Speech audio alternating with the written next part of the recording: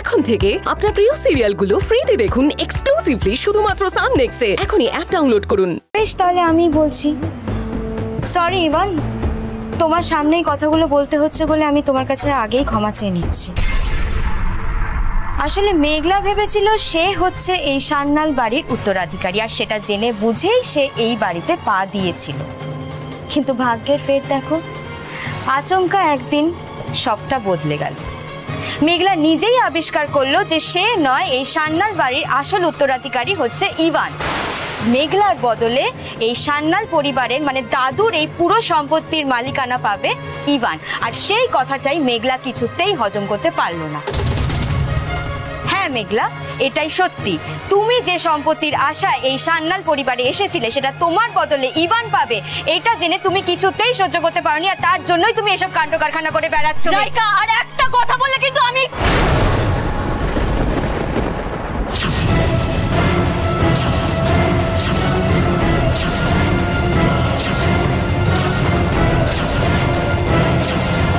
সত্যি কথা শুনে অনেক মানুষই সহ্য করতে পারে না। আজকে তোমাকে দেখে সেটা বুঝলাম।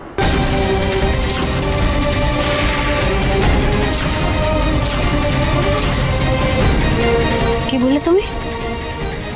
কি বললে তুমি ইভান? আশা করি সত্যি কথাই বললাম, কারণ রাইকা যে কথাটা বললো সে কথাটার মধ্যে যথেষ্ট যুক্তি আছে। আমার আর কিছু বলার নেই, আমার জাস্ট আর কিছু বলার নেই। তোমার যা ভাবার তাই তুমি ভাবো। ইভান, ইভান তুমি দেখলে কিরকম উত্তর দিতে না পেরে কিরকম চোরের মতন পালিয়ে গেলে? তুমি দেখলে ইভান? লিসেন, আমার মাথাটা না যন্ত্রণায় ফেটে যাচ্ছে। একটা রিকোয়েস্ট আছে, দয়া করে আমাকে একটু একা ছেড়ে দেবে প্লিজ।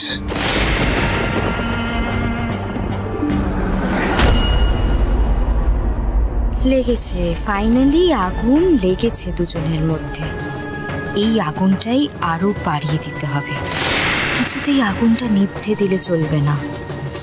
এই আগুনে পুড়েই মেঘলা একদিন ছাড়খাড় হয়ে যাবে, আর মেঘলার জায়গায় আমি ইভানের হাতটা ধরবো।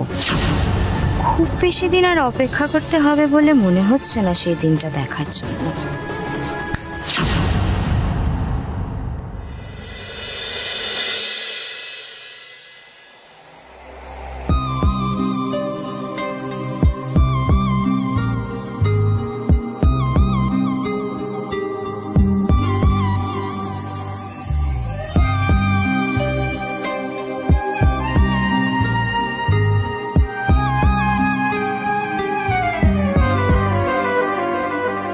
একা একে